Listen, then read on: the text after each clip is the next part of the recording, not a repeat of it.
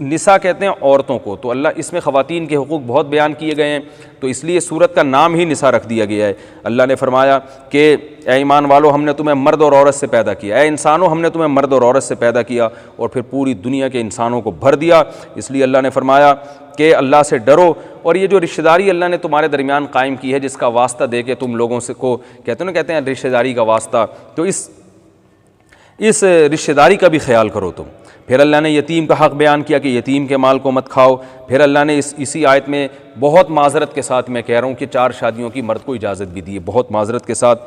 آپ کہیں گے رمضان میں مفتی صاحب کیسی باتیں لے کے بیٹھ گئے، کرونا وائرس پھیلا ہوا ہے، تو اللہ خود فرما رہے ہیں وَإِن خِفْتُمْ أَلَّا تُقْسِطُوا فِي الْيَتَامَىٰ کہ تم یتیم بچیوں سے شادی کر کے ان کو پورا مہر نہیں دے سکتے تو چھوڑو، ان سے شادی نہ کرو۔ ان کے علاوہ فَانكِحُوا مَا طَابَ لَكُم مِّنَ النِّسَاءِ مَثْنَىٰ وَثُلَاثَ وَرُبَاع جو عورتیں تمہیں پسند آئیں ان میں 2 3 3 4 سے شادی کرو۔ فَإِن خِفْتُمْ أَلَّا تَعْدِلُوا ہاں اگر تم حقوق ادا نہیں کر سکتے، بیلنس نہیں رکھ سکتے، فواحدۃ پھر ایک عورت سے نکاح کرو، او ما ملکت ایمانکم اور اگر ایک کی بھی طاقت تم میں نہیں ہے تو پھر باندیاں رکھ سکتے ہو۔ آج کل باندیاں نہیں ہیں، بعض لوگ ماسیوں کے بارے میں پوچھ رہے ہوتے ہیں یہ باندیاں ہیں کہ نہیں، تو ہرگز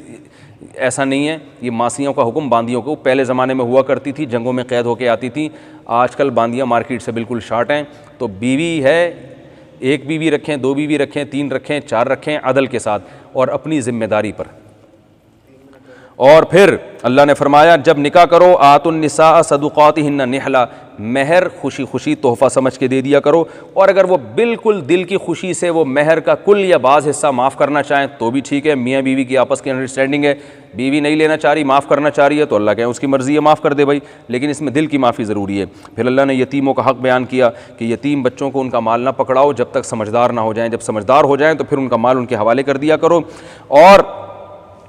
اللہ نے فرمایا گواہ بھی بنا دیا کرو لوگوں کو، اور اللہ نے فرمایا وراثت میں مردوں کے ساتھ ساتھ عورتوں کا بھی حصہ ہے، زمانے جاہلیت میں عورتوں کا حصہ نہیں ملا کرتا تھا، تو اللہ نے بتایا للرجال نصیب وللنساء نصیب مردوں کو بھی وراثت ملے گی، عورتوں کو بھی وراثت ملے گی۔ اور اللہ نے فرمایا وَلْيَخْشَ الَّذِينَ لَوْ تَرَكُوا مِنْ خَلْفِهِمْ ذُرِّيَّةً ضِعَافًا کہ دیکھو جب کوئی شخص مرے اور اس کے چھوٹے یتیم بچے ان کا خیال کرو، اور یہ سوچو آج اگر میں مر جاتا تو میرے بچوں کا کیا حال ہوتا، جیسے تم اپنے بچوں کے بارے میں چاہتے ہو کہ معاشرے میں وہ لاوارث نہ پھریں، ان کی جائیدادیں نہ ہڑپ کی جائیں، ان کے سر پہ کوئی شفقت کا ہاتھ رکھے، ان کی کوئی تربیت کرے، تو جیسے اپنے بچوں کے بارے میں تمہارا یہ جذبہ ہے تو دوسروں کے بچے کے بارے میں بھی یہی جذبہ رکھا کرو۔ آپ کے بھائی کا انتقال ہو گیا، اللہ نہ کرے اس کے چھوٹے بچے ہیں تو ان کے سر پہ ہاتھ رکھیں، گھر سے بیوہ کو نہ نکالیں کہ تم لے جاؤ ان بچوں کو۔ میرے پاس خواتین کے فون آتے ہیں میرے شوہر کا انتقال ہو گیا تو سسرال نے مجھے بچوں سمیت گھر سے باہر نکال دیا، کس قدر ظلم ہے۔ ان یتیم بچوں کی کفالت تو جنت ہے بھائی، اس کی تو کفالت کریں آپ۔ اور اللہ نے فرمایا جو ان یتیموں کی جائیداد کھائے گا تو ایسے ہے جیسے اپنے آگ کے انگارے کھا رہا ہے وہ۔ پھر اللہ نے اس میں وراثت کے حکام جاری بتائے پورے سورہ نساء میں کہ شوہر مر جائے تو بیوی کو کتنا ملے گا، بیوی مر جائے تو شوہر کو کتنا ملے گا، ابا کو کتنا، اماں کو کتنا، پوری ایک ڈیٹیل ہے، میں اس میں جاؤں گا تو بات بہت لمبی ہو جائے گی۔ اللہ نے انہی آیتوں میں قوم لوط کا جو عمل ہے لڑکے لڑکوں سے بدکاری کریں یا عورتیں عورتوں سے بدکاری کریں اس کو بھی حرام قرار دیا، فرمایا کہ اور زنا کو بھی حرام قرار دیا، اور کہ واللذان یاتیانہا منکم فآذوہما ان کو حکومت کی ذمہ داری ہے اس پہ سزائیں نافذ کرے۔ ہاں اللہ فرماتے ہیں جو سزا سے پہلے توبہ کر لے تو اللہ اس کی توبہ قبول کرنے والا ہے۔ اور پھر اللہ نے جو یہ بھی حکم دیا لا یحل لکم ان ترثوا النساء کرہا کہ عورت کا مال تمہیں کھانے کی اجازت نہیں ہے۔ زمانے جاہلیت میں عورت کمزور تھی تو کمزور کا مال ہمیشہ سے دبایا جاتا رہا ہے، اللہ نے فرمایا کہ مت کھاؤ اس کا مال۔ اور یہ بھی کہا کہ پہلے لوگ بیوی کو طلاق دے کے نا اس لیے روکتے تھے کہ مہر دینا پڑے گا تو اب لٹکا دیتے تھے، تو اللہ نے فرمایا وَلَا تَعْضُلُوهُنَّ لِتَذْهَبُوا بِبَعْضِ مَا آتَيْتُمُوهُنَّ ان کو اس نیت سے روک کے مت رکھو کہ جو گفٹ تم نے ان کو دیے ہیں یا جو تم نے ان کو جو ہے وہ مہر وغیرہ دیا وہ ہڑپ کر جاؤ گے، اس نیت سے ان کو مت روکو، لٹکا کے مت رکھو، رکھنا ہے محبت سے رکھو، چھوڑنا ہے محبت سے چھوڑو تاکہ کہیں اور شادی کریں، اور جتنے پیسے ان کے بنتے ہیں ہینڈ اوور کرو، ان کے حوالے کرو۔ آج جہیز بھی کھا جاتے ہیں، اور دیکھو عدالتوں میں جہیز پہ پھڈے چل رہے ہوتے ہیں، مہر بھی کھا جاتے ہیں۔ اور اللہ نے یہ بھی فرمایا عاشروہن بالمعروف اپنی بیویوں کے ساتھ اچھا سلوک کرو، عمدہ طریقے سے پیش آؤ۔ آپ کو اشکال ہوگا اللہ میری بیگم میں تو یہ بھی فالٹ ہے یہ بھی فالٹ ہے، تو اللہ چونکہ مردوں کی فطرت جانتا ہے اس لیے اللہ نے پہلے بتا دیا فَإِن كَرِهْتُمُوهُنَّ اگر تمہیں ان میں کوئی فالٹ نظر آئے گا فَعَسَىٰ أَن تَكْرَهُوا شَيْئًا وَيَجْعَلَ اللَّهُ فِيهِ خَيْرًا كَثِيرًا، ممکن ہے تم کسی چیز کو ناپسند کرو اور اس میں اللہ نے بہت ساری خیریں رکھی ہوں، تو تمہیں ایک فالٹ نظر آ رہا ہے، بہت ساری خوبیاں اس کے اندر ہیں اور تمہیں خیریں مل رہی ہیں، اس کی طرف بھی توجہ دو۔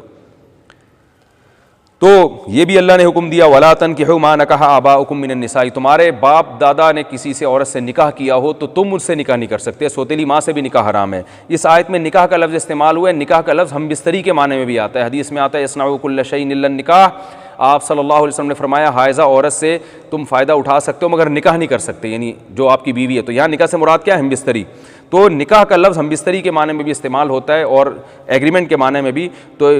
بہت سارے فقہاء اس طرف گئے یہاں نکاح سے مراد جمع ہے۔ تو اگر کوئی شخص کسی عورت کے ساتھ زنا بھی اگر کر لے تو پھر اس شخص کا بیٹا اس عورت سے نکاح نہیں کر سکتا، اور اسی وجہ سے فقہاء نے پھر یہ استدلال کیا کہ ساس اور بہو میں اگر خدا نخواستہ سیکچول ریلیشن قائم ہو گیا تو یہ بہو پھر اپنے شوہر پہ ہمیشہ کے لیے حرام ہو جاتی ہے۔ سسر اور داماد میں ساس اور داماد میں اگر کوئی خدا نخواستہ ایسا ریلیشن ہو گیا تو پھر جو ہے یہ جو داماد ہے یہ اس ساس کی بیٹی پر ہمیشہ کے لیے حرام ہو جاتا ہے، جس کو حرمت مصاہرہ کے مسائل کہا جاتے ہیں۔ یہ خود سے فیصلہ نہ کریں، اللہ نہ کرے کہیں ایسا ہو گیا ہو تو کسی دارالفتہ سے، کسی بڑے مفتی سے رجوع کرنا چاہیے، ان کو پوری تفصیل بتانا چاہیے، اس میں بعض دفعہ نکاح ٹوٹ جاتا ہے۔ پھر اللہ نے یہ بھی حکم دیا کہ کن عورتوں سے تم نکاح کر سکتے ہو، کن سے نکاح نہیں کر سکتے، پوری تفصیل بیان کی۔ تمہاری مائیں تم پر حرام، بیٹیاں حرام، بہنیں حرام، پھوپھیاں حرام، خالائیں حرام، اور بھائی کی بیٹیاں حرام اور بہن کی بیٹیاں حرام، اور وہ مائیں جنہوں نے تمہیں دودھ پلایا اور تمہاری رضائی بہنیں بھی حرام، اور تمہاری بیوی کی مائیں جو ساس ہوتی ہیں وہ بھی حرام، اور تمہاری جو بیویاں ہیں ان کی جو پہلے شوہر سے بیٹیاں ہیں وہ بھی ایک شرط کے ساتھ حرام ہیں، اور 2 بہنوں کو نکاح میں جمع کرنا بھی حرام۔ تو یہ پوری تفصیل اللہ نے بیان کی اور فرمایا کہ کوئی پہلے سے میرڈ عورت ہو اس سے بھی تم نکاح نہیں کر سکتے، اور پھر احل لکم ما وراء ذالکم، ان کے علاوہ جتنی عورتیں ہیں مشرکین کے علاوہ، مشرک عورتوں کے علاوہ وہ سب تمہارے لیے حلال ہیں، یعنی ان سے تم نکاح کر سکتے ہو۔ یہ سورت کا پارے کا خلاصہ جو میں نے آپ کے سامنے بیان کیا، اللہ سمجھنے کی اور عمل کرنے کی توفیق عطا فرمائے۔